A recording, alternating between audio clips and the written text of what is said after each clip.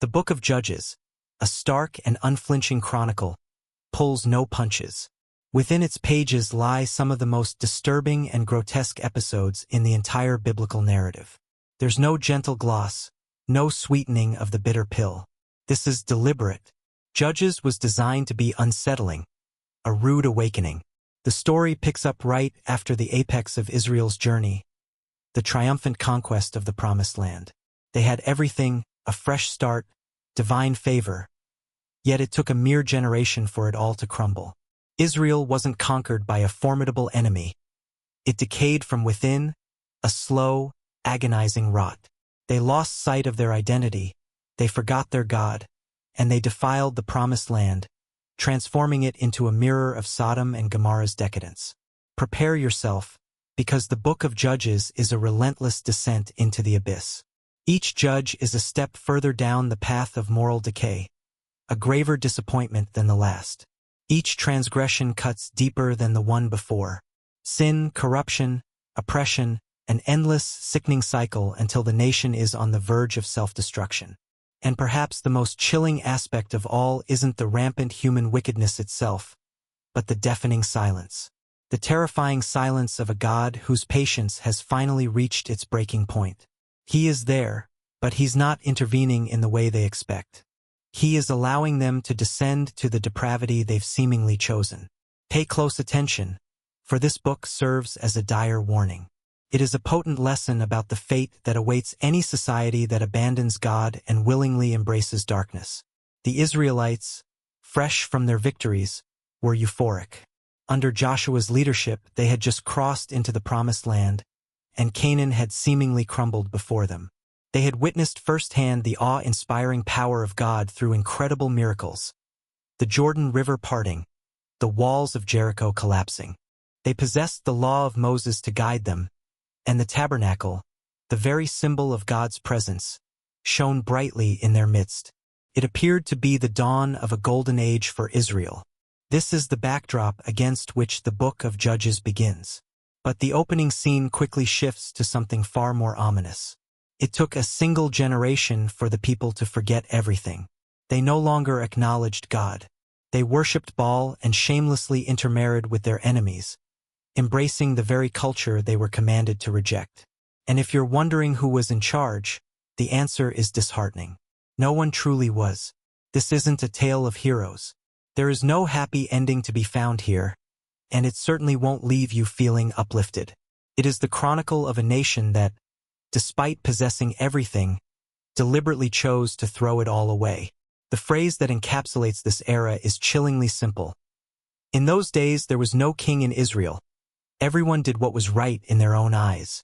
A dangerous formula for anarchy and moral decay. The year is roughly 1200 BC.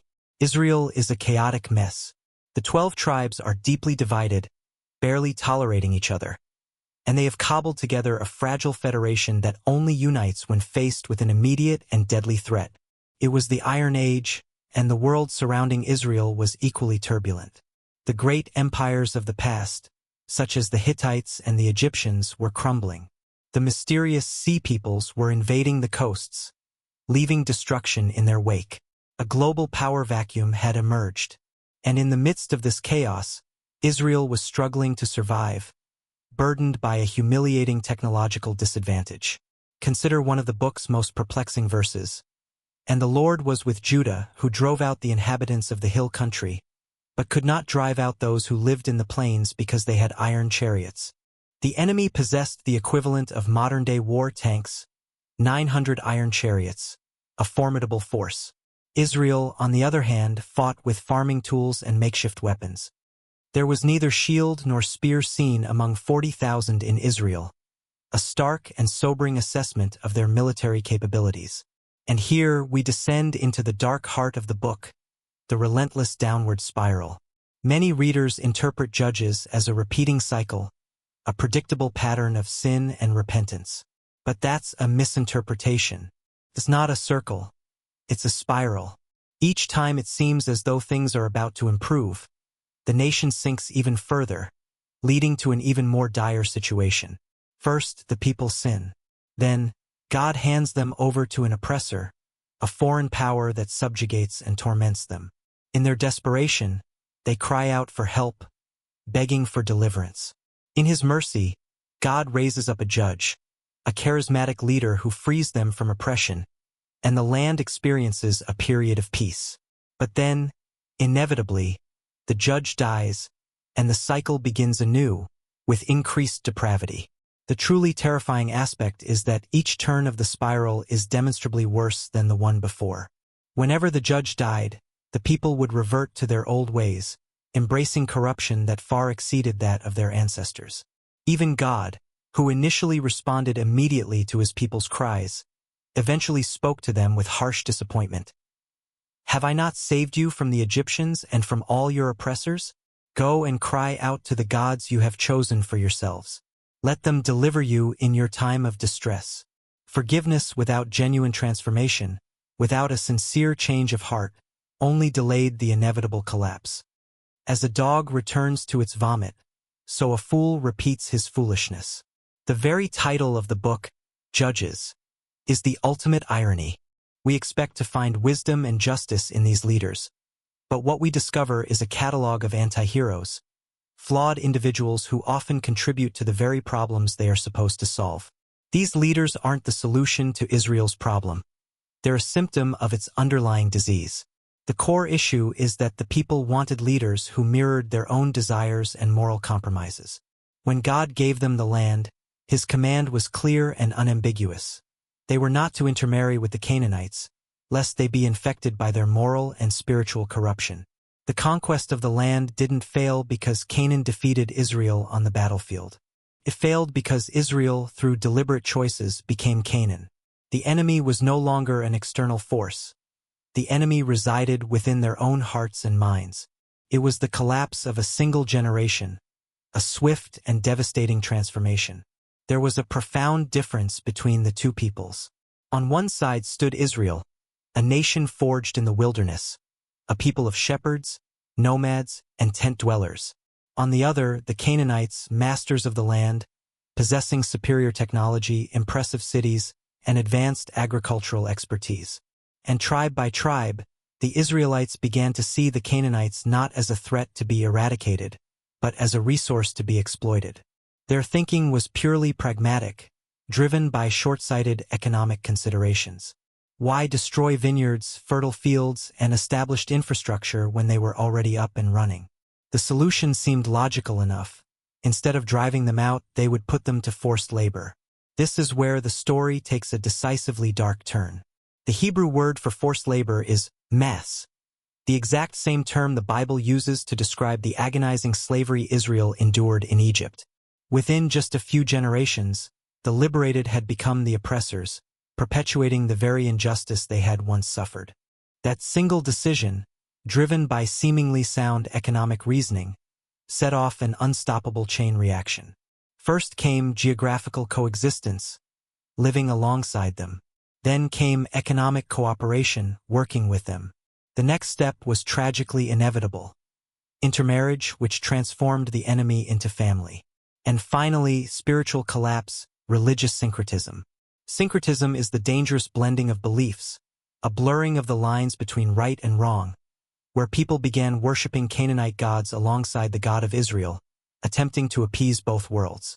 The result was as swift as it was catastrophic. The book of Judges sums it up in one devastating verse. After that whole generation had been gathered to their ancestors, another generation grew up who knew neither the Lord nor what he had done for Israel. This tragedy unfolded in a single generation. That's all it took for the memory of the Exodus, the miracles, and the conquest to simply fade away, replaced by a distorted and diluted faith. In practice, the Israelites created a kind of diversified spiritual portfolio, hedging their bets. They worshipped Yahweh for battles and national identity, but turned to Baal, the Canaanite god of rain, to ensure good harvests, and to Ashtoreth for fertility. In the midst of this chaos, God raises up the first judge, Othniel. His story, though brief, establishes the pattern we'll see repeated throughout the book. Israel sins. God hands them over to an oppressor. The people cry out for help. God raises up a deliverer, a judge. The judge rescues them, and there is peace. But the judge dies, and the cycle starts all over again. Othniel is the ideal case, the model to follow. He was the nephew of the great hero Caleb, a man of renowned faith. He has no recorded moral failures, and his victory is clean and straightforward. He delivers the people and dies in peace. But this is the last truly happy story we're going to encounter. From here on out, everything gets progressively worse and worse. The judge Ehud breaks all the molds. After Othniel's death, Israel falls again, this time under the oppression of Eglon, king of Moab. The text states that the Lord raised up a deliverer for them, Ehud, and then adds a seemingly insignificant detail that is actually the key to the entire story. Ehud was left-handed. And here the irony runs deep. Ehud belonged to the tribe of Benjamin, a name that literally means son of the right hand. So, the hero from the tribe of the right hand is a man who uses his left, a subtle commentary on God's unconventional choices. In the ancient world, being left-handed was often seen as a flaw, a weakness, a sign of imperfection. But God is about to transform what the world views as a disadvantage into a deadly weapon. Ehud's plan isn't an open battle. It's a calculated assassination. He crafts a double-edged dagger, about 18 inches long, a weapon custom-made for a single, precise mission, and he conceals it beneath his clothing, strapped to his right thigh. The target was Eglon, a king whom the Bible describes as very fat, a detail that proves to be crucial. When Ehud leads the tribute delivery, the guards search him meticulously. But where do they naturally look for a weapon?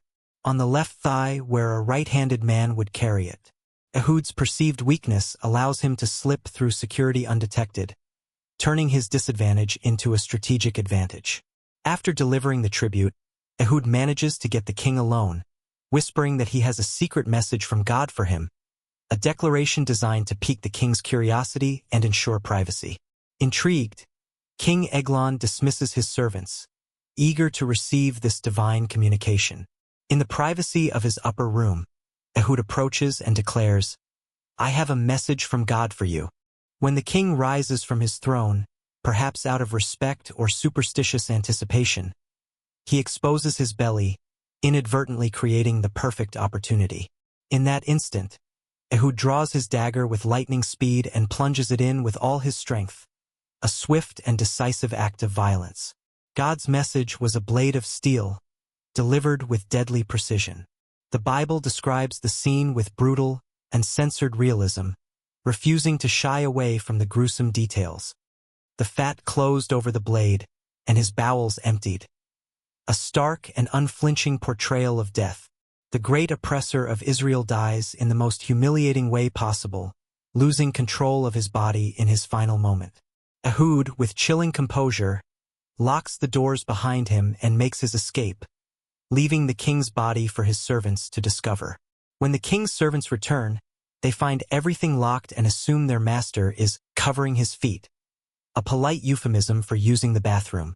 That assumption, born out of embarrassment and social decorum, gave Ehud exactly the time he needed to flee, cross the Jordan, rally Israel's army, and wipe out 10,000 Moabite soldiers, effectively ending Moabite oppression. Let's pause for a moment and consider the implications of this unsettling story. God doesn't speak directly. There are no obvious miracles. The deliverer is an assassin who succeeds through deception and cold-blooded murder, a far cry from the idealized heroes of faith.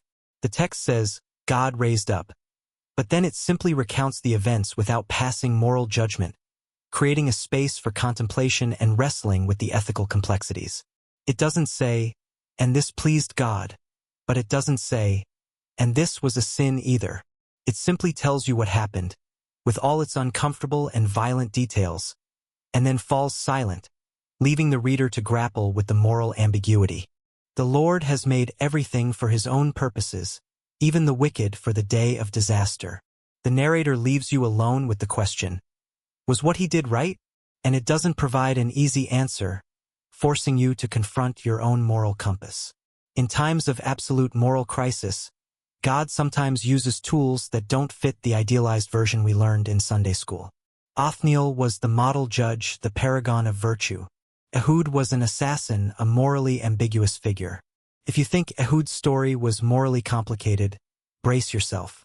The judges who come after him are far worse, descending further into the depths of moral depravity. The judge Deborah presents another challenge to conventional expectations. In the ancient Near East, the rules were rigidly defined. War was a man's business, a realm of swords clashing on battlefields and displays of masculine prowess. Women, though sometimes serving as God's voice through prophecy, did not typically rule or deliver justice in a public or military capacity. For 20 long years, Israel lived under the oppression of Jabin, the king of Canaan. His terrifying military power rested in the hands of a general named Sisera, who commanded 900 iron chariots, the tanks of the ancient world, war technology that seemed invincible against Israel's light infantry and ragtag army. But in the hill country of Ephraim, something was defying all expectations, breaking all the established rules. Beneath a palm tree so well known it had its own name sat a woman. Her name was Deborah. She wasn't just a prophetess. She was the judge of Israel, a position of significant authority and influence. The scriptures state, "Now Deborah, a prophetess, the wife of Lapidoth, was judging Israel at that time. And the children of Israel came up to her for judgment," highlighting her unique and unprecedented role. Unlike the other judges that history would remember, Deborah didn't rise as a warrior in the midst of a crisis. Her authority was already firmly established, recognized, and respected by the people. She combined the prophetic role, the judicial function, and the military leadership, a fusion of power that was utterly unique in all of Israel's history. She wasn't the wife of a king or a widow ruling in place of her son. She was the final authority, making independent decisions and issuing commands. Her husband, Lapidoth, is mentioned only once and then vanishes from the narrative, his presence seemingly inconsequential. Her power didn't depend on any man. It flowed directly from God, a testament to her divine calling and unwavering faith. One day, she summoned a man named Barak, a military commander known for his bravery and skill, and her message wasn't a suggestion or a request. It was a divine command, delivered with the full weight of her prophetic authority. "Go, gather your people at Mount Tabor and take 10,000 men with you, for I will draw Sisera, the commander of Jabin's army, toward you to the Kishon River and deliver him into your hands." But then, something unusual happened, a moment of hesitation that reveals a deeper struggle. For the first and only time in the entire book of Judges, a military leader put conditions on God, questioning the divine mandate. Barak's response was hesitant and conditional. "If you go with me, I will go. But if you won't go with me, I won't go," revealing a lack of complete trust and a reliance on Deborah's presence for assurance.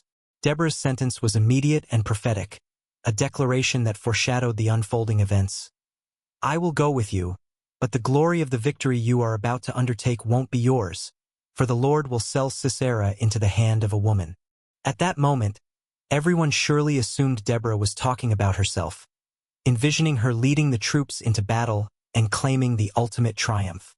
No one could have possibly imagined the twist the story was about to take, the unexpected role another woman would play in the unfolding drama. 10,000 Israelites gathered on Mount Tabor, ready to face the Canaanite army.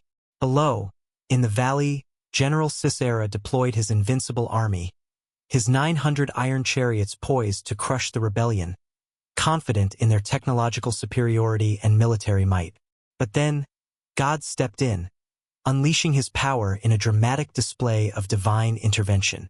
The heavens opened, and a torrential storm sent the Kishon River surging over its banks, transforming the battlefield into a sea of mud, a chaotic and unpredictable environment. The Song of Deborah describes it this way: "The river Kishon swept them away, that ancient river, the river Kishon. March on, my soul. Be strong." Sisera's greatest advantage, his iron chariots, became his death trap, sinking into the mud, completely useless, rendering them immobile and vulnerable. Panic seized the Canaanite army, and in the ensuing chaos, the mighty General Sisera abandoned his chariot and fled on foot, alone and desperate, like a common fugitive, seeking refuge from the storm and the pursuing Israelites. He sought refuge in the territory of the Kenite, a nomadic clan that supposedly maintained peaceful relations with his king, hoping to find sanctuary among neutral parties. He arrived exhausted at the tent of a woman named Jael, seeking shelter and respite from the relentless pursuit. She came out to meet him, a surprising move for a woman in those days, a gesture of hospitality that masked a hidden agenda. "Come in, my lord," she said, her voice soothing and welcoming. "Come in with me. Don't be afraid," offering him a safe haven from the dangers outside. Sisera, desperate for rest and security, asked her for water to quench his thirst, but Jael did far more than offer simple refreshment. She offered him milk, a gesture of the highest hospitality in desert culture, a sign of trust and friendship, and covered him with a blanket, tucking him in as if he were a child, creating an illusion of safety and security. The most feared general in Canaan, now helpless and vulnerable, felt safe in her presence and quickly fell into a deep, exhausted sleep, unaware of the danger that lurked beneath the surface. And then, in the silence of the tent, Jael picked up the tools of her everyday life, the instruments of her domestic duties. A tent peg and a hammer, ordinary objects that would soon become instruments of death. She didn't use a warrior's sword or a soldier's spear, but the weapons of a nomadic woman, tools she had used countless times in the course of her daily life. And here's a crucial detail that highlights her intimate knowledge and skill. In that culture, women were primarily responsible for setting up and taking down the tents, a task that required strength, precision, and familiarity with the tools. Jael knew those tools like the back of her hand, understanding their weight, balance, and proper application. With strength and precision born from years of practice, she placed the tent peg against the sleeping man's temple and drove it through with the hammer, straight through his skull and into the ground, a swift and brutal act of violence that ended the reign of terror Sisera had inflicted upon Israel. The poem of Deborah describes it with unforgettable brutality, capturing the horror and finality of the moment. At her feet he sank, he fell. There he lay. At her feet he sank, he fell. Where he sank, there he fell, dead. The man who had commanded 900 iron chariots, the terror of Israel, died in the fetal position, pinned to the ground with a household tool by the same woman who had just tucked him in, a stark and ironic contrast of power and vulnerability. Let's break down what she did, stripping away any romantic notions or heroic embellishments. She lied to a fugitive, luring him into a false sense of security. She broke a peace treaty, violating the established agreements between her clan and Sisera's king. She violated the sacred law of hospitality, betraying the trust he had placed in her. And she killed a man in his sleep, an act of treachery that would be condemned in most cultures. Yet, the biblical text doesn't condemn her. Quite the opposite. It celebrates her in a poem so ancient that its language feels almost foreign to the rest of the Bible, elevating her to the status of a hero. The Song of Deborah declares, "Most blessed of women be Jael, the wife of Heber the Kenite, most blessed of tent-dwelling women." The Bible doesn't say it was a necessary evil or that God forgave her for her actions. It simply blesses her, showering her with divine favor. It's the same blessing formula the angel Gabriel would use centuries later to greet Mary, the mother of Jesus, a connection that elevates Jael to an almost sacred status. Jael wasn't an Israelite. She was a Kenite, a member of a nomadic clan. She never received a direct command from God, unlike Deborah or Barak. And yet, Scripture elevates her to the status of a hero, praising her courage and her decisive action. But the poem doesn't end with victory. The scene shifts abruptly, taking us to Sisera's palace, offering a glimpse into the perspective of the defeated. His mother gazes anxiously through the window, waiting for her son's triumphant return, her heart filled with anticipation and pride. Her ladies-in-waiting try to comfort her, imagining reasons for the delay, painting a picture of glorious victory and abundant spoils. "Are they not finding and dividing the spoil?" she asks, her voice filled with expectation. "A girl or two for each man." Here, the Hebrew text is brutally raw, exposing the dark and violent underbelly of warfare. The word translated as girl is rayam, which literally means womb, a stark and unsettling detail that highlights the objectification and exploitation of women in ancient warfare. The contrast is devastating. While Sisera's mother and her ladies fantasize about the mass rapes her son would be committing as spoils of war, envisioning the women as mere objects to be conquered and possessed, that same son lies dead, tucked in and pinned to the ground by a woman's hand, his dreams of conquest forever extinguished. Two opposing visions of womanhood and motherhood collide in this ending, creating a powerful and unsettling juxtaposition. On one side, a mother awaiting the spoils of violence, celebrating the subjugation and exploitation of other women. On the other, a mother who rises up to deliver justice and protect her people, using her strength and cunning to overcome oppression. In the very same song celebrating victory, Deborah gives herself a title no male judge ever used, identifying herself with the nurturing role of motherhood. Village life ceased in Israel until I, Deborah, arose as a mother in Israel, emphasizing her role as a protector and provider for her people. After this victory, orchestrated by one woman's wisdom and carried out by another's courage, Israel enjoyed 40 years of peace, the longest period of tranquility in the entire book of Judges, a testament to the power of female leadership and the unexpected ways God can work through ordinary individuals. But, inevitably, things only got worse as the downward spiral continued its relentless descent. Gideon's story doesn't begin on a battlefield, amidst the clash of swords and the thunder of war. It begins in a hole, a place of hiding and fear. In Israel's landscape, a winepress is a pit carved into rock below ground level, designed for crushing grapes, a symbol of harvest and abundance. But for Gideon, it had become a refuge, a place to conceal himself from the marauding Midianites who plagued the land. Gideon was hiding there, threshing what little wheat he could salvage from his enemies, desperately trying to secure a meager harvest for his family, a picture of hopelessness and desperation. In the middle of this hopelessness, an angel of the Lord appears to him and speaks to him with an irony that seems almost cruel, given his current circumstances. "The Lord is with you, mighty warrior," the angel declares, bestowing upon him a title that seems utterly incongruous with his current situation. He says this to a man working underground specifically to avoid being seen, a man consumed by fear and self-doubt. Gideon's response isn't that of an unbeliever who rejects the existence of God. It's that of a believer whose faith has been shattered, whose hope has been diminished by the harsh realities of his situation. He doesn't ask if God exists. He asks where he is, questioning his presence and his power in the face of such suffering. "But where are all the wonders our fathers told us about?" he asks, his voice filled with pain and disillusionment. "Where are the miracles and the victories that defined our past? Why has God abandoned us to our enemies?" The first mission God gives him is a direct attack on the altar standing in his own father's courtyard, a bold and potentially dangerous act of defiance. There, his father Joash had built an altar to Baal, the false god his family worshipped, a symbol of their spiritual compromise and their abandonment of the true God. Gideon obeys, but he does it at night, shrouded in secrecy, because he was afraid of his family and the men of the town, fearing their wrath and their retribution. Because he was afraid of his family and the townsmen, he did it at night rather than in broad daylight. The text explains, highlighting his fear and his lack of complete conviction.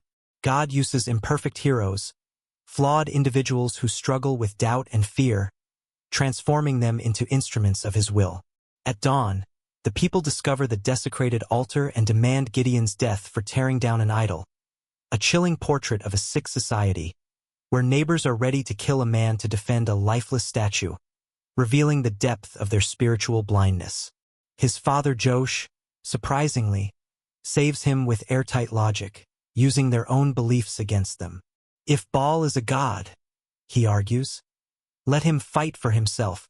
If he is truly powerful, he can defend his own altar." Joash's bold defense of his son marks a turning point in the story, signaling a shift in allegiance and a rejection of the false gods. Before facing the Midianite army that had been oppressing Israel, Gideon calls up every available man, summoning warriors from across the land. 32,000 soldiers gather, a formidable force that could potentially overwhelm the enemy.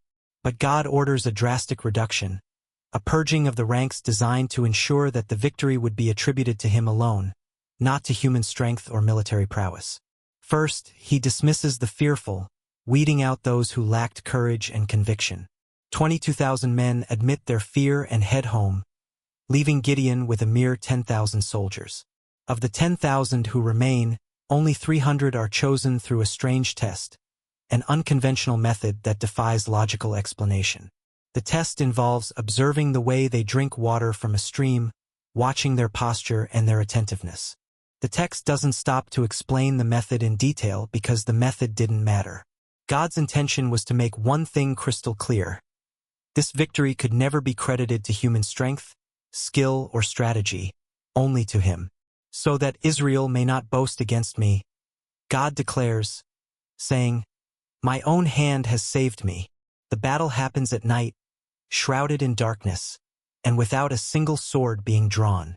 Just clay jars, torches, and trumpets, seemingly insignificant weapons that God would use to orchestrate a stunning victory. The sudden explosion of noise and light, shattering the darkness and disrupting the silence, sent absolute panic tearing through the enemy camp. The Midianites, thrown into chaos and confusion, turned on each other, mistaking their comrades for enemies. The victory was total and complete, and its author was unmistakably divine. In this moment, Gideon is the leader Israel needed, a man of courage and faith who was willing to obey God's commands, even when they seemed illogical and counterintuitive.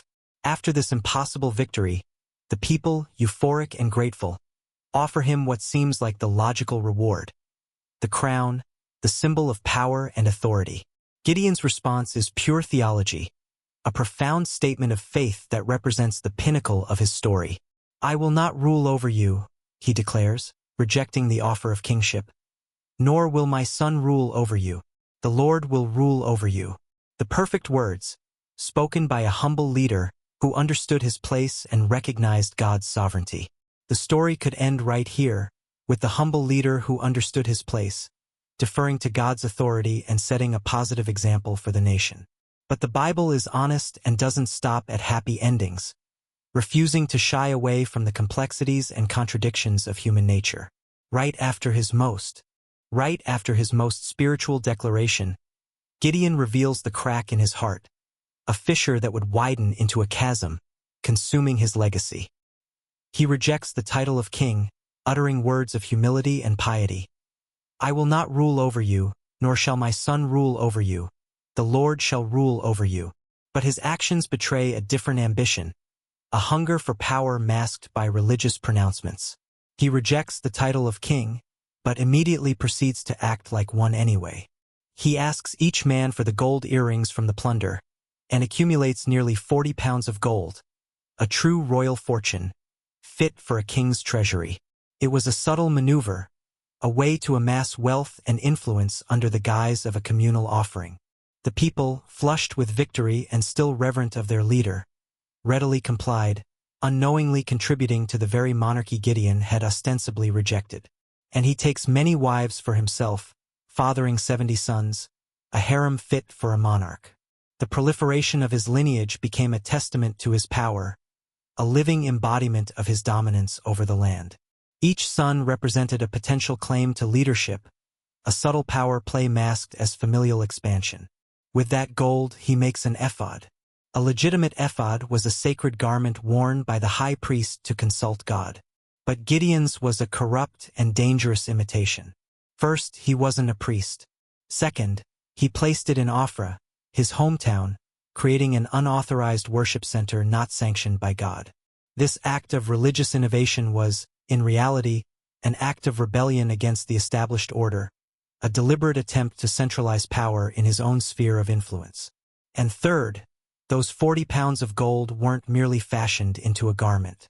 They made it an idol, a monument to his own victory. The text is devastating.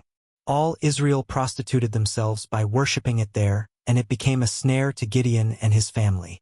In other words, the people abandoned God to worship this object. The destroyer of idols became the architect of one.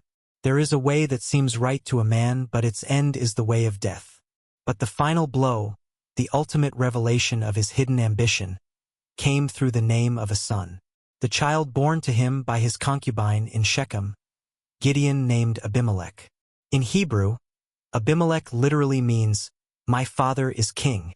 It was a blatant declaration, a paternal claim to a throne he publicly renounced. And so the tragic circle of his life comes to a close. Gideon began his journey in a pit, hiding in the shadows, tearing down by night the idol that poisoned his family. A young man driven by righteous anger, dismantling the symbols of false worship. And he ended his life at the peak of power, displaying in broad daylight an idol that poisoned an entire nation. The journey from iconoclast to idol-maker was complete. Gideon died at a ripe old age after 40 years of peace.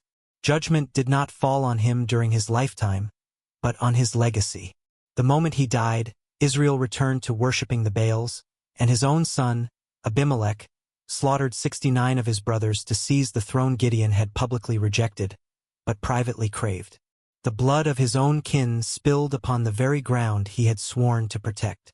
The final consequence of his idolatry was not military defeat at the hands of an enemy, but a bloody civil war within his own household, the so-called Judge Abimelech. Unlike the judges who came before him, Abimelech didn't wait for God's calling. He seized power for himself. He was a usurper, a tyrant who clawed his way to the top through treachery and violence. His campaign began in Shechem, his mother's city. There he won over his relatives with a simple yet powerful argument. Why be ruled by Gideon's 70 sons when one of their own could lead them? The insidious appeal to tribalism and personal gain resonated with the men of Shechem, who saw in Abimelech an opportunity to elevate their own status. What followed was a chilling massacre. Abimelech hunted down his 70 brothers and executed them all on a single stone. A gruesome spectacle of fratricide, a stark warning to any who dared challenge his authority. Only one managed to escape, Jotham, the youngest, who had hidden himself. On this foundation of blood, the men of Shechem crowned him king. Yet Scripture is careful to note, it never calls him a judge. Abimelech was in truth Israel's first de facto king, a king with no divine legitimacy. His reign was not ordained, but seized. But the voice of justice would not be silenced. While Shechem celebrated the murderer, Jotham appeared at the top of Mount Gerizim. Ironically, this was the very mountain designated for proclaiming blessings, and from there he hurled a curse wrapped in a fable. His voice, echoing across the valley, carried the weight of truth and impending doom. He told how the trees once sought a king. The olive, the fig, and the vine, productive and valuable trees, all refused the offer, for their purpose was to bear fruit. As Jotham said, "Useful leaders serve. They don't dominate." The olive tree responded, "Should I give up my oil, by which both gods and humans are honored, to hold sway over the trees?" The fig tree replied, "Should I give up my fruit, so good and sweet, to hold sway over the trees?" The vine answered, "Should I give up my wine, which cheers both gods and humans, to hold sway over the trees?" The only one who accepted was the thorn bush, a useless shrub, thorny, dry, and dangerously flammable, offering ridiculous shade to the mighty cedars. The thorn bush made them an offer that was really a threat. "If you truly want to anoint me king over you, then come and take shelter in my shade. But if not, let fire come out of the thorn bush and devour the cedars of Lebanon." The sharp barbs of the thorn bush mirrored the nature of Abimelech's rule, harsh, unforgiving, and ultimately destructive. Under Gideon, Israel had enjoyed 40 years of peace. Abimelech's experiment with monarchy collapsed in just 3. In fact, the biblical text doesn't even say he reigned. It says he ruled using language of oppression and tyranny. And then the Bible tells us that God himself intervened. He sent an evil spirit between Abimelech and the men of Shechem who had put him in power. The very people who financed the massacre of the 70 brothers now suffered under their leader's paranoia. His former allies rebelled, unleashing a bloody civil war. Israelite against Israelite. In this story, there are no innocents, only criminals punishing each other. Abimelech crushed the rebellion with absolute cruelty. He destroyed the city of Shechem completely and as a final act of cursing, sowed its ruins with salt, so nothing would ever grow there again. Nearly 1,000 Shechemites, men and women, took refuge in the tower of the temple, the very place where the money had come from to finance his rise to power. Abimelech and his men cut branches, piled them against the walls, and set the building on fire. Everyone inside burned to death. Jotham's prophecy came true. Literally, fire came out from the thorn bush and consumed the men of Shechem. The thorn bush gave them no shade, only fuel for their destruction. But the cycle of violence wasn't over. Abimelech continued his campaign against another rebel city, Thebes. While besieging a tower, an unnamed woman climbed to the top of the wall. She carried no sword or spear. In her hands was something from her kitchen, a millstone the upper will use to grind grain. This was such an essential tool for daily life that the law of Moses itself forbade taking it as collateral for a loan.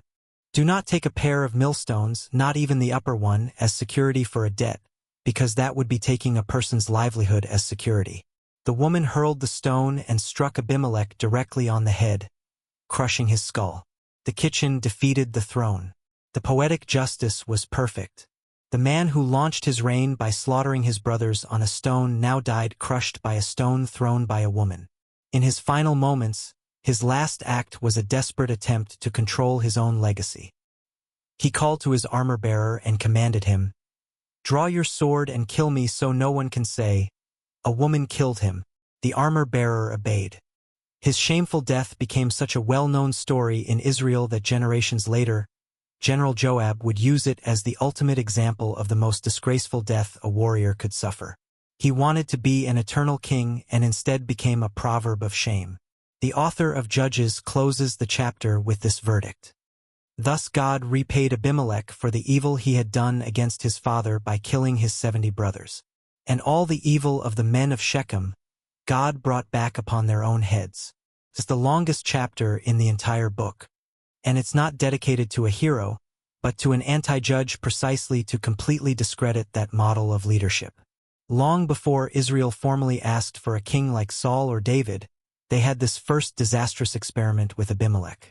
Israel's first king isn't remembered as a hero, but as a macabre joke who ended up crushed by a millstone.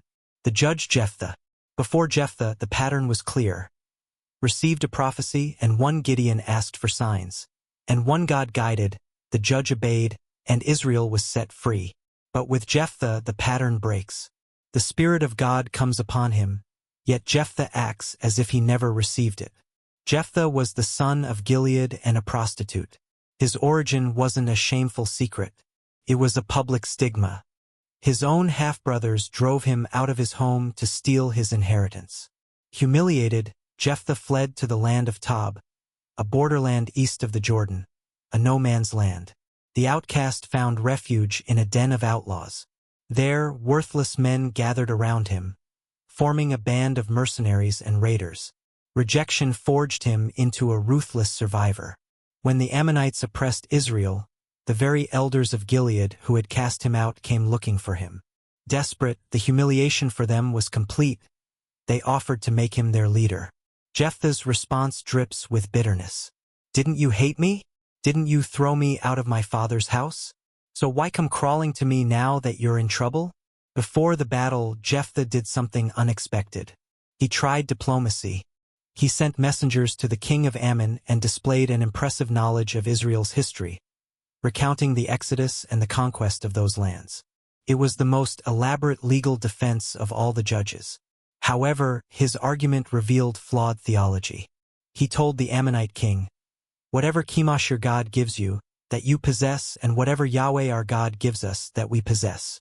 Without realizing it, he was treating the pagan god Chemosh as an equal to Yahweh, revealing that he didn't understand the power and exclusivity of the one true God. The king of Ammon ignored his messages. War was inevitable. Then the spirit of Yahweh came upon Jephthah. With God's presence, victory was already guaranteed. He didn't need anything else. But Jephthah didn't trust. Insecure and with a pagan mindset of buying favors, he fell back on what he knew: tribal bargaining. Immediately after receiving the Spirit, he made a reckless vow. "If you deliver the Ammonites into my hands, whoever comes out of the doors of my house to meet me will belong to Yahweh, and I will offer them as a burnt offering." A burnt offering was a sacrifice consumed entirely by fire. It was a split-second decision with eternal consequences born from deep spiritual insecurity. He acted out of ignorance, proving that it is a trap to dedicate something rashly and only later to consider one's vows. Picture the scene. Jephthah returns victorious. He hears singing, tambourines, and dancing. It's the greatest moment of his life. Then his front door swings open, and the first thing he sees isn't an animal or a servant. It's his daughter, his only daughter. She comes out celebrating her father's victory, but that celebration becomes her death sentence. Jephthah had sworn to offer as a burnt offering whatever came out to greet him. When he saw her, he tore his clothes and cried, "Oh no, my daughter! You have devastated me completely.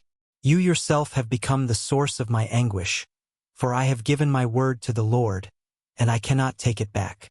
This story is the antithesis of Isaac's sacrifice. When Abraham raised the knife, a voice from heaven stopped him. A ram appeared as a substitute. The test was about faith, not blood. Jephthah had 60 days, 60 sunrises, while his only daughter wept in the mountains. But there was no voice, no angel, no ram, only silence. After 2 months, his daughter returned, and he did to her according to the vow he had made. God's silence is perhaps the most thunderous judgment in the entire book. Israel had strayed so far from their covenant that God allowed the consequences of their ignorance to play out to the bitter end. Jephthah won a battle but lost his future. She was his only daughter, his only chance to continue his bloodline. You'd think a tragedy like that would change a man, but pain without wisdom only breeds more pain. Shortly after, the tribe of Ephraim confronted him. "Why did you go fight the Ammonites without calling us to join you?" Gideon, in a similar situation, calmed them with diplomacy. Jephthah responded with fury. The dispute escalated into a bloody civil war. His men seized the fords of the Jordan River, the only escape route. To identify the enemy, they used a linguistic test. They were asked to say the word shibboleth, which means ear of grain. The Ephraimites, because of their dialect, couldn't pronounce the sh sound and would say sibboleth. Then they would say to him, "Now say shibboleth," but he would say sibboleth, because he couldn't pronounce it correctly. Then they would seize him and kill him at the fords of the Jordan. One sound. That was the difference between life and death. 42,000 Israelites were slaughtered by their own brothers. The man who lost his only daughter massacred the sons of thousands of families. The outcast who had been rejected by his brothers was now killing his brothers by nation. The violence he suffered he reproduced and amplified. Jephthah killed more Israelites in peacetime than Ammonites in war. Jephthah led Israel for 6 years then died. His story is an enigma. The book of Hebrews lists him in the Hall of Fame of Faith. And what more shall I say? I do not have time to tell about Gideon, Barak, Samson, Jephthah. How is that possible? Because God uses broken instruments. Jephthah had faith that God could give him military victory, but his faith wasn't grounded in truly knowing who God was. Jephthah had faith, yes, but it was faith in a God shaped in his own image, a God who could be bought with vows and appeased with sacrifices. The judge Samson. In the Bible, very few births are announced by an angel. Isaac, Samuel, John the Baptist, Jesus. The list is short and Samson is on it. From his mother's womb, the Nazirite vow is placed upon him, a special covenant of consecration. His mother receives specific dietary instructions, and an angel appears not once, but twice to confirm the mission. "For behold, you shall conceive and bear a son. No razor shall come upon his head. For the child shall be a Nazirite to God from the womb, and he shall begin to deliver Israel from the hand of the Philistines." Everything seems set for the arrival of a spiritual champion, but the most careful preparation in the history of the judges did not produce a good judge. The hero is born with a marked destiny, but destiny does not guarantee character. The hero archetype shatters with the first words out of his mouth. They are the words of a spoiled child. Upon seeing a Philistine woman in Timnah, he demands of his parents, "I have seen a woman. Get her for me as my wife." He speaks like someone pointing at a toy he wants. The strongest man in the world sounds like a spoiled child. His first impulse isn't to free his people. It's to satisfy his own eyes. In fact, a single Hebrew verb marks the tragic rhythm of his life. Yared, meaning to go down or to descend. He goes down to Timnah for a wife. He goes down to Ashkelon to kill Philistines. He goes down to Gaza to sleep with a prostitute. And finally, he goes down to the valley of Sorek to find Delilah. He's always descending toward enemy territory, toward forbidden women, toward his own destruction. To understand Samson, you first have to understand Israel's silence. The pattern in the book of Judges was clear. The people would sin, suffer oppression from an enemy nation, cry out to God for help, and he would send a deliverer. But in Samson's day, after 40 years of Philistine rule, the crucial link has broken. Israel no longer cries out to God. The people have grown comfortable in their chains. Oppression has become familiar. The Philistines, known as the Sea Peoples, didn't just dominate militarily with their iron monopoly and network of cities. They had culturally seduced Israel. The pillar of Samson's consecration was the Nazirite vow, a covenant with 3 prohibitions that he demolishes one by one. First, never consume any product of the vine, such as wine. Samson not only celebrates his wedding with a banquet where wine was surely present, but his first great feat of strength ironically takes place in the vineyards of Timnah. Second, he was not to touch any corpse to avoid ritual defilement. Yet Samson kills a lion with his bare hands and later scoops honey from its rotting carcass. He then gives some to his parents, defiling them as well without revealing where it came from. Later, he uses the jawbone of a dead donkey to kill 1,000 Philistines, celebrating a victory won with an unclean weapon. Samson plays with the boundaries, confident that his supernatural strength makes him the exception to the rules. His hair is the last thing he has left. It was the outward symbol of a covenant that had already rotted from within. But his hair was never the source of his power. The most tragic verse in his story makes this clear. When Delilah betrays him and his hair is cut, the text says, "When he woke from his sleep he thought, 'I'll escape like I did before and shake myself free.' But he did not know that the Lord had left him. And here lies his great tragedy. Samson is a one-man army. He never leads others, never rallies an army, never inspires his nation. His battles aren't for Israel's freedom, but for personal revenge. They take his wife and he burns the Philistine fields. They hurt him and he hits back harder. The text never calls him judge while he's alive.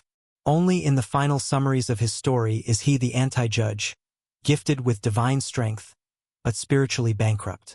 Perhaps the most revealing episode of all is when 3,000 men from his own tribe Judah come up not to join his cause, but to arrest him and hand him over to the Philistines. They tell him, "Don't you know the Philistines rule over us? Why have you done this to us?" His own people see him as a problem, not a solution. They tie him up and hand him over. Samson snaps the ropes and kills 1,000 men with a jawbone, but it's an empty victory. He kills Philistines, but Israel's political occupation continues unchanged. When 3,000 Israelites bind their own judge to hand him over to the oppressor, the diagnosis is clear. Samson isn't the disease. He's the symptom of a nation that has forgotten how to be free. His final descent has a name, Delilah. She's the third Philistine woman in his life after his wife and a prostitute. But she's the only one the text names and the only one who completely dominates him. The dynamic is pathetic. The invincible man caves to persistence and emotional manipulation. For times she pressures him until he finally reveals the secret of his consecration. The Philistines capture him. They gouge out his eyes. They bind him with bronze chains and set him to grinding grain in prison. Work reserved for animals or slaves. It's the perfect image of talent without character finally collapsing. Of the addict who has hit rock bottom. But in that darkness, something begins to change. A small detail shining through the shadows. And the hair of his head began to grow again after it had been shaved. The Philistines throw a massive festival in the temple of their god Dagon to celebrate capturing their enemy. They bring Samson out for entertainment to mock him. Drunk on victory, 3,000 of his enemies watch from the stands.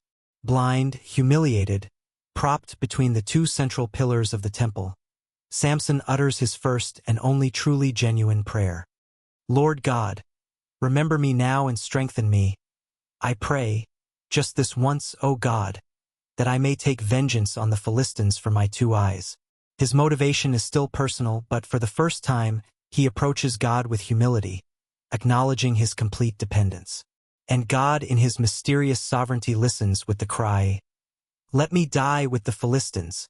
He pushes against the pillars, bringing the temple down on himself and everyone inside.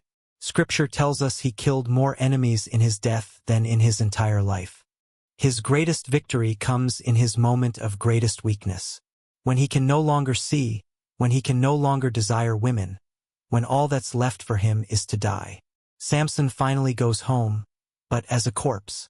His brothers collect his body to bury him in his father's tomb. Samson is the judge the Bible devotes the most chapters to, yet perhaps the one who left the smallest lasting impact, the descent into hell. The darkest part of the book begins in the house of a man named Micah, who steals a fortune from his own mother, 1,100 pieces of silver. His mother curses the thief, not knowing who it is. But when Micah, terrified, returns the money, she doesn't rebuke him. Instead, she blesses him and dedicates the stolen silver to Yahweh to make an idol. Syncretism in its purest form, a toxic blend of faith in the true God with the very pagan practices he had forbidden. Then a wandering traveler arrives. He's a Levite from Bethlehem in Judah, looking for work, seeking any port in a storm. It's a sad state of affairs when a man of the cloth is reduced to such straits, driven by necessity rather than divine calling. Remember, the Levites were the tribe set apart by God to teach his law and to guard proper worship. But this Levite, our wandering man of God, sells himself as a private priest for idols. He abandons his sacred duty for the promise of mere survival. Micah offers him a deal: 10 pieces of silver a year, new clothes, and food. A comfortable arrangement, perhaps, but at what cost to his soul? Micah's faith has become nothing more than an investment. His theology is purely transactional. Now I know the Lord will prosper me because I have a Levite as my priest. He proclaims, blind to the irony of his words. His understanding of God is reduced to a business transaction, a means to an end. Meanwhile, the tribe of Dan is searching for a new home. They've failed to conquer the land God assigned them, defeated by their own lack of faith, their courage failing them when faced with adversity. So they send spies to find an easier target, a weakness to exploit, an undefended corner of the world. They find the city of Lu, a peaceful, unsuspecting people, isolated from their allies and with no military defenses. They weren't a threat. They were the perfect victims. An easy mark. On their way, the 600 Danite warriors pass by Micah's house and without hesitation steal his idols. The very objects meant to bring him prosperity are now snatched away, revealing the hollowness of his faith. Then they make the mercenary Levite an offer. Why be a priest for one man when you could serve an entire tribe? A tempting proposition, a chance for greater influence and wealth. The biblical text is very revealing about his character. When the Levites saw the opportunity for a promotion, his heart was glad. His loyalty wasn't to God. It was to the highest bidder. He abandons Micah without a second thought, his conscience easily silenced by the lure of power. The Danites slaughter the defenseless people of Leh, burn their city to the ground, and rebuild it under the name Dan. A new home built on bloodshed and betrayal. And that's where they establish their stolen sanctuary, a monument to their sin. And here the text reveals a devastating secret. We're finally told the identity of the mercenary Levite. His name was Jonathan, son of Gershom, son of Moses. The very grandson of Israel's great liberator is the one who establishes official idolatry in the nation. What a fall from grace! What a tragic legacy! The conquest of the Promised Land has been completely corrupted. Instead of an act of faith, it has become a campaign of violence, theft, and opportunism. The dream of a righteous nation lies shattered. The story now shifts to another Levite. His concubine, a secondary wife, leaves him and returns to her father's house in Bethlehem. seeking refuge from his mistreatment. He goes after her to speak kindly to her and reconcile, hoping to win her back with gentle words and promises. After several days of hospitality, they set out late. They make a decision that will seal their fate. They avoid spending the night in Jebus because it's a foreign city, choosing instead the supposed safety of the Israelite town of Geba in the territory of Benjamin.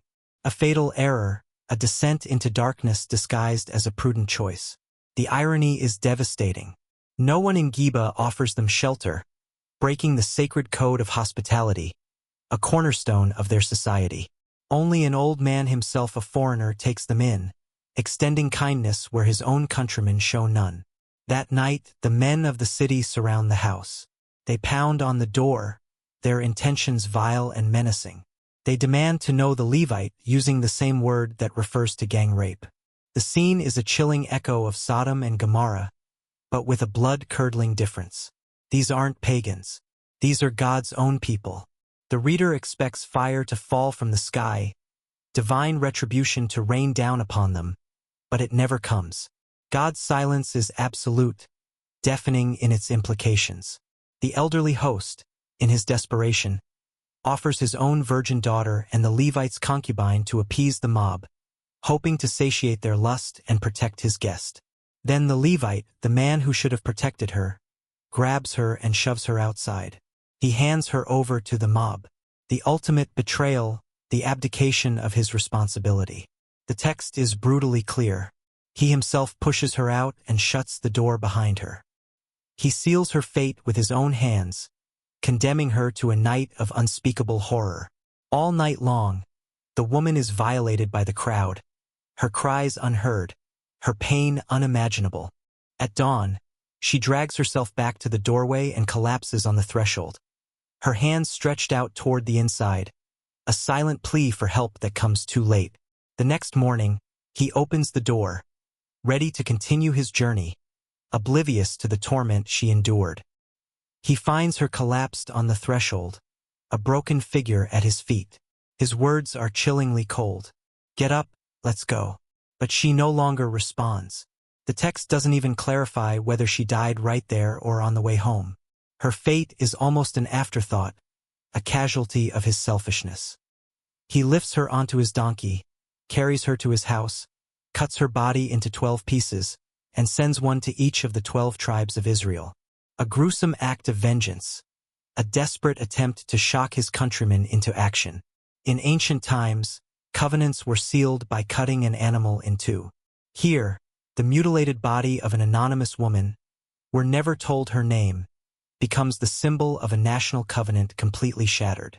Israel has been spiritually dismembered, its unity torn apart. The entire nation shudders. Nothing like this has ever been done or seen since the day the Israelites came up from the land of Egypt until this day. A collective trauma, a wound that will fester and poison the soul of Israel. Israel's response is a surge of righteous fury, a fury that, ironically, they never showed against their Canaanite enemies. They unleash their anger on their own brothers, blinded by outrage. 400,000 warriors gather as one man and demand that the tribe of Benjamin hand over the guilty men of Gibeah. But Benjamin, in an act of tribal loyalty misplaced above justice, refuses. They protect the rapists and murderers, valuing kinship over righteousness. They prepare for war with an elite army that includes 700 left-handed slingers, skilled in the art of deadly projectiles. And so, civil war erupts. Israel consults God. But the first two battles end in catastrophic defeat.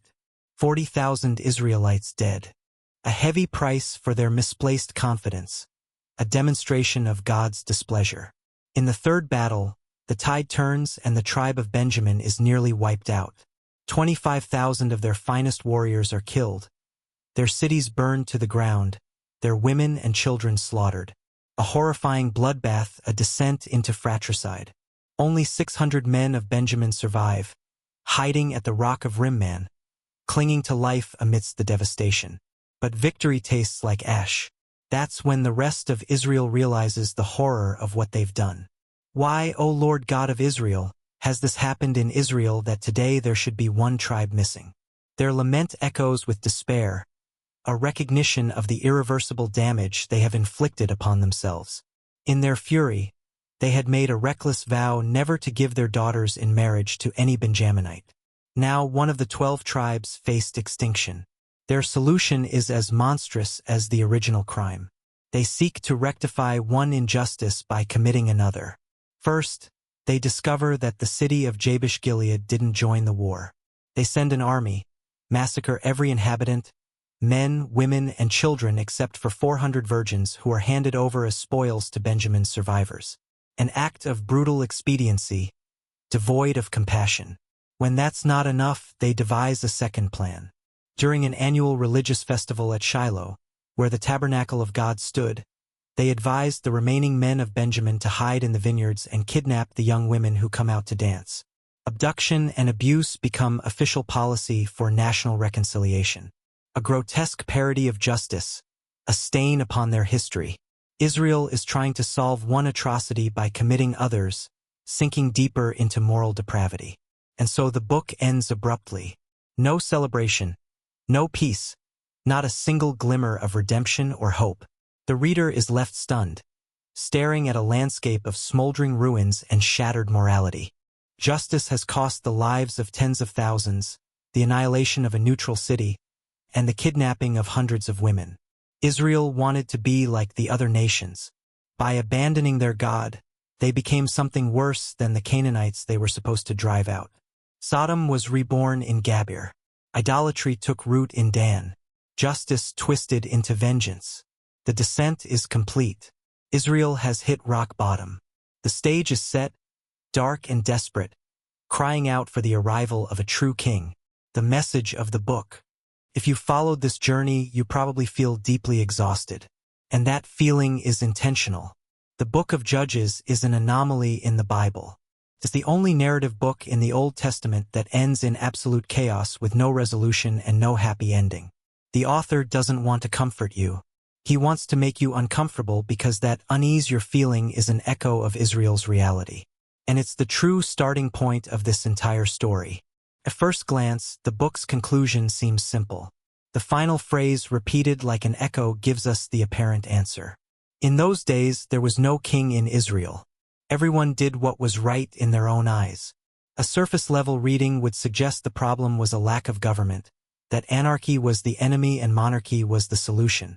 But that interpretation is a trap. Because the truth is Israel's throne was never empty. Since Sinai, their king had been God himself, and they had his law, the Torah, as their constitution. That's why the book doesn't document the absence of a king. It documents something far more terrifying.